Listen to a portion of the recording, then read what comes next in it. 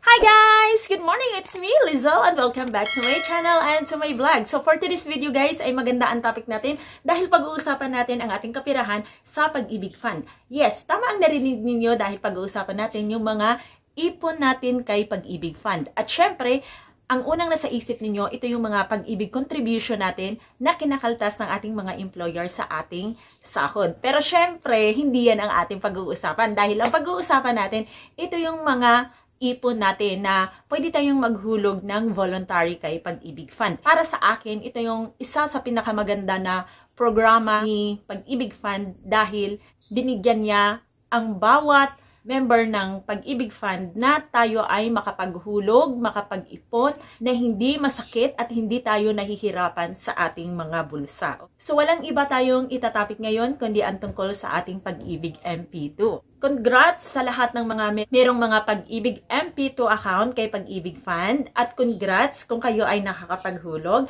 at congrats din sa lahat ng mga magki-claim na ng MP2 for this year 2024. Reminder sa lahat po ng magki-claim ng MP2. Kasi po, alam nyo, kung hindi po lingid sa inyong kaalaman, huwag tayo basta-basta mag-claim ng ating MP2 sa Pag-ibig Fund once na ito po ay mag-matured na. Dahil ang maturity term ng ating Pag-ibig MP2, yung pag-iipon natin doon, yung pag-iimpok natin ng pera, ay 5 years maturity term. So, pag dumating na po yung 5 years, nag 5 years na po yung ipon natin doon kay MP2 natin, ay pwede na po natin ito i-claim.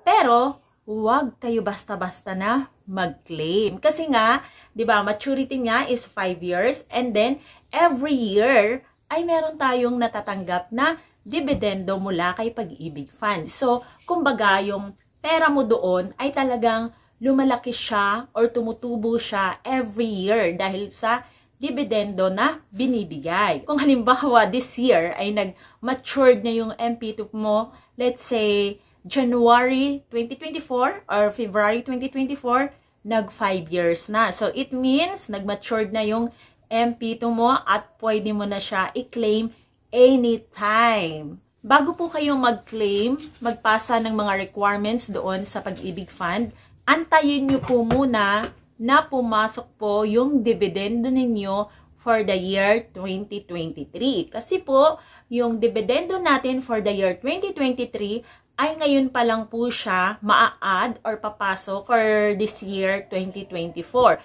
Usually po, ang mga dividendo natin ay papasok yan siya ng after po magkaroon ng announcement sa Pag-ibig Fund na nakapag-declared na ng dividendo for the year 2023. So, antayin ninyo yon para po masama na po siya sa pag-claim ninyo. Hindi nyo po aantayin yung pag-announce or pag-declare ng dividendo for the year 2023. Ang makukuha nyo lang po ay yung principal amount na binayad ninyo for 5 years. Okay?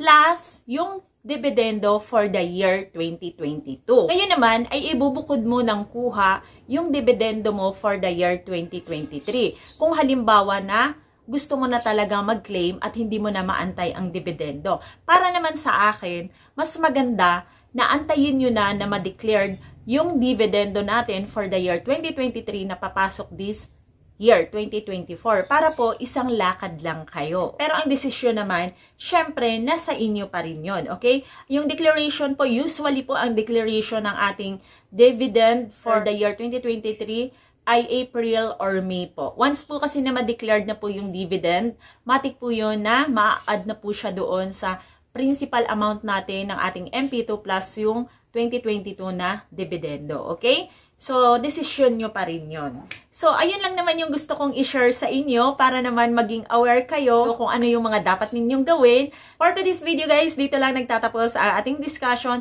Nawa ay meron kayong natutunan. So, again, it's me, Lizelle. Thank you everyone and God bless. Bye!